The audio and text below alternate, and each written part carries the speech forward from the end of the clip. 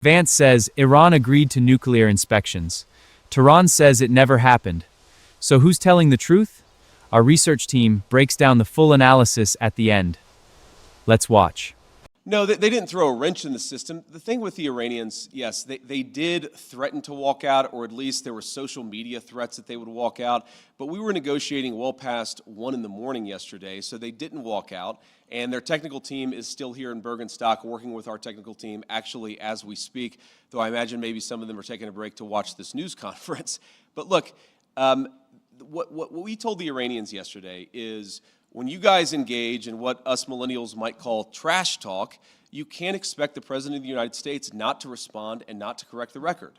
So when they say things that aren't true, the President is going to respond to it. I'm going to respond to it. Americans are going to respond to it. When they make threats that aren't rooted in reality, they have to accept that the President of the United States is actually going to set the record straight. That's all that happened. So yes, there was a little bit of threatening, there was a little bit of whining, but at the end of the day, the talks continued and we made great progress. I want to just, before we depart here, I want to say one last thing.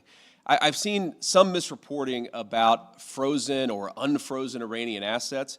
One of the other things that we wanted to do, and wasn't as high of a priority for us for obvious reasons, but we wanted to make sure that we set up a process where if we ever unfreeze Iranian assets, we can ensure that that money, that Iranian money, goes to help the people of Iran and not to fund terrorism. So Jared Kushner actually came up with a very interesting solution with the Qataris, where basically, again, if there is any frozen Iranian assets that are unfrozen, then we have approval over that process. The Qataris have approval over that process, and then the money would actually go to buy American soy, American corn, and American wheat for the benefit of the Iranian people. And as much as I see some of the press misreporting on this, and of course, buttressed by what the Iranians are saying, or not all Iranians, I want to be clear, there are a lot of Iranians who are telling the truth about what happened yesterday, but you see some social media reporting that gets this wrong.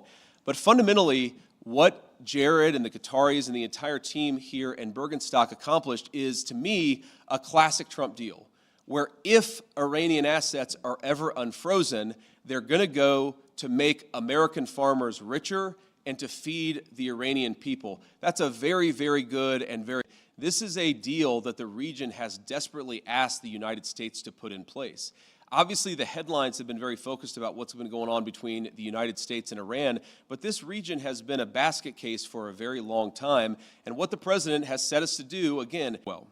Number 3, and this is probably what we're most excited about as Americans, the Iranians have agreed to invite IAEA inspectors back into their country. That is a major milestone for the American people and the first step in permanently denuclearizing or permanently ending a nuclear weapons program in Iran. And that's exactly what we wanted to do. That's exactly what we asked to happen. We made a line to call some of the inspectors last night around 2 in the morning. As you can expect, not many people were answering their phone at 2 in the morning. I expect that will happen at the minimum this week, but we think even some of those conversations with the inspectors and with the IAEA could happen as soon as today, but I haven't checked in with our team since we made that 2 a.m. phone call to some of those inspectors. Very good at setting up what we're calling a deconfliction mechanism, but what it really is to say that when things happen, the sides are actually talking to one another. Sometimes, you've got a bit of a chicken and egg problem, that you've got a junior guy who fires a drone that didn't have approval from the high command. Okay, of course, Israel has to respond to that. But then sometimes that response, we could actually have a better and more peaceful situation if Israel responds in the context of a conversation that's ongoing between Hezbollah, Lebanon, Israel, and other partners in the region. There really hasn't been a mechanism to have those discussions until basically around 4 p.m. yesterday, Bürgenstock time, when we set that up. So what we're trying to do is to say, first of all, Israel and every other nation in the region has the right of self-defense, but we want to make sure that everybody has that right of self-defense in the background where we're talking about how to de-escalate these conflicts rather than spiraling out of control. Sometimes what will happen is that if the conflict spirals out of control, that's worse for everybody's self-defense and worse for everybody's security. So we've actually got the process in place to ensure that that escalation doesn't happen. Now, I will say you already see the fruits of that. Over the past 24 hours, it's probably been the most peaceful that we've seen the situation in Lebanon. The previous 24 hours were pretty good. Obviously, there was some shooting about 72 hours ago. So let's slow down and check the vice president's victory lap on Iran, claim by claim. This press conference did not happen in a vacuum. It came after a U.S. and Israeli military campaign that hit Iranian nuclear sites. Now Vance is in Switzerland calling it a good day. We're going to hold each claim up against the public record and against what Tehran itself is saying. First, the setup he gave. Vance said the talks accomplished 4 things: keeping the Strait of Hormuz open, a deconfliction channel in Lebanon, inspectors invited back into Iran, and a structure for technical talks to come. Hold that list. We will take the big ones in turn. Here is the gap to keep in mind the whole way through. Vance is describing a generous American foundation, but Iran came to the table after its facilities were hit, and as we will see, it disputes the headline results he announced. One side is selling a deal. The other says the deal he described does not exist yet. Start with the claim he was proudest of. Vance said Iran has agreed to let international inspectors back in. Then he went further, calling it the first step in permanently ending a nuclear weapons program. Now the record. Iran's foreign ministry spokesman, Esmail Baghai, said Tehran has not even met with the head of the international agency and that there is no schedule for inspectors to visit. Reporters covering the talks added that Iran did not negotiate the nuclear issue during 18 hours of discussion and accepted no new obligations. So line them up. Vance says inspectors are returning as a done deal. Tehran says an invitation was discussed, nothing was signed, and any visits depend on a final agreement that does not exist. An invitation is not access. Access is not verification. The history matters here. Under the 2015 deal, inspectors had deep access. Iran suspended the most intrusive monitoring in 2021, and the agency has said it lost continuity of knowledge after that. Rebuilding it takes time and Iranian consent. None of that is fixed by a sentence at a podium. And look at his words. He called it ending a nuclear weapons program. Iran has long insisted its program is civilian, and the international agency has never confirmed an active weapons program. Calling it one is the American framing, not a finding. It is the kind of phrase that sells a deal at home. Tehran's message, in plain terms, was that the vice president was getting ahead of the facts. Iranian officials pushed back the same day, so here is the honest test. Step back and look at the room he was standing in. This deal-making did not start with diplomacy. It followed a military campaign. Coverage of these very talks describes a U.S. and Israeli war on Iran, with Iranian nuclear sites hit. That context changes how you hear the word foundation. So who is the aggressor in this round, and who is responding? From Washington's podium, the United States is the peacemaker laying a foundation. From Tehran's side, and for much of the region, Iran is the country whose sites were hit and is now being asked to give ground. Both cannot be the whole story. It is worth saying clearly because the presser glides past it. A negotiation that follows an attack is not a favor to the other side. It is leverage. Vance presents Iranian concessions as cooperation. Iran presents them as the price of stopping the campaign. Which word you use tells you which side you are standing on. And the pressure is concrete. The U.S. Treasury confirmed it was waiving sanctions on Iranian oil and petroleum products, but only on a temporary basis through late August. Relief with an expiration date is a lever, not a settlement. It keeps Tehran at the table while Washington holds the clock. Now the line that traveled the furthest. Vance described what happens if Iran's frozen assets are released. The money, he said, would buy American crops, and he called it a very classic Trump deal. Tehran did not just decline to confirm this, it rejected the premise. Iran's ambassador in Geneva, Ali Bahraini, said plainly that Iran is the only country that decides what to do with those assets. Iranian officials added they are under no obligation to buy American agricultural goods. Read those two statements together. Vance frames the return of the money as a deal that enriches American farmers. Iran frames it as its own money, seized under sanctions, that it will spend as it likes. The disagreement is not a detail, it is the whole transaction. Remember what these assets are. They are largely Iranian oil revenue, frozen in foreign banks by U.S. sanctions. So the structure he is describing is this. Take a country's seized earnings, return them slowly, and attach a condition that they enrich your own farmers. That is not generosity. It is leverage with a friendly name.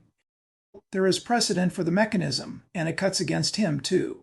In 2023, about $6 billion in Iranian funds were moved to Qatar, to be spent only on humanitarian goods like food and medicine, with oversight. That was framed as humanitarian. This version is framed as a win for American agriculture. Same tool, different sales pitch. So the classic Trump deal, as he called it, is a deal one side says it never agreed to. Until Iran signs on to conditions on its own money, this is a press release, not a contract. On to the Strait of Hormuz. Vance said the strait is open, that oil and gas are flowing again, and he tied it to prices coming down for ordinary people. Here's the scale. Roughly 20 million barrels of oil move through that strait every day. That is about a fifth of the world's oil. It is one of the few choke points on Earth with almost no alternative route. When it is open, the whole market breathes easier. But notice whose coastline that is. The strait runs along Iran. It is open because Iran is allowing it to stay open. So the calm Vance is taking credit for also depends on the country he is pressuring. The choke point is Tehran's card to play, and everyone in the oil market knows it. He spent real time in Lebanon, and this is where the picture gets more interesting, because the details actually complicate the simple story of American strength. Vance described a deconfliction mechanism, a way to keep a small incident from spiraling. He used a picture. A junior guy fires a drone without approval. The other side responds, and without a channel, it escalates. The mechanism, he said, gives the sides a way to talk first. Now the part he did not dwell on. According to reporting on the mechanism, it includes Iran, Qatar, and Pakistan, and it excludes Israel. It also limits Israeli military action to imminent threats, a narrower standard than before. Read that again. A U.S. and Iranian channel is constraining Israel. And Israel noticed. As the mechanism was reported, Israel's prime minister pushed back, saying the military faces no restrictions. So you have a gap between what was negotiated and what Israel says it will accept. That gap, not Vance's calm summary, is the real story in Lebanon. Vance was, to his credit, honest about the limits. He called the previous 24 hours among the most peaceful, then admitted there had been fighting about 72 hours earlier. A ceasefire, as the president himself has said, sometimes just means shooting a little bit less. So on Lebanon, the fair read is mixed. There is a real channel, and it notably curbs Israel. But it rests on a ceasefire that is days old, that excludes the country most likely to break it, and that Israel is already signaling it will not be bound by. Fragile is the honest word. Near the end, he reached for the line built to close the argument. This deal, he insisted, is not something the United States is imposing. The region, he said, desperately asked for it. It is a clean line. It is also worth a question. Who exactly asked? Governments negotiating under the threat of more military action can ask for relief without having asked for the terms. There is a difference between asking the campaign to stop and asking for an American written deal. The presser blurs the two. And calling the region a basket case, while presenting your own deal as the cure, is its own kind of framing. It casts the United States as the adult in the room and everyone else as the problem. Tehran, unsurprisingly, does not see itself as a patient waiting for an American prescription. So let's total it up honestly. On inspections, Tehran denies the headline. On the crop deal, Tehran denies the premise. On Hormuz, the calm depends on Iran. On Lebanon, the channel is real but fragile, and it curbs Israel more than Iran. That is a very different scorecard than the one he read at the podium. He compared the deal to a house and said the foundation is poured, but the house is not built. The honest version goes further. Even the foundation is contested because the two sides cannot agree on what was poured. So watch three things: whether a single inspector actually enters Iran, whether Iran ever accepts conditions on its own money, and whether Israel honors a channel it says does not bind it. Until then, this was a confident performance about a deal that, by the other side's account, has not been agreed. That is our breakdown. Stay with us.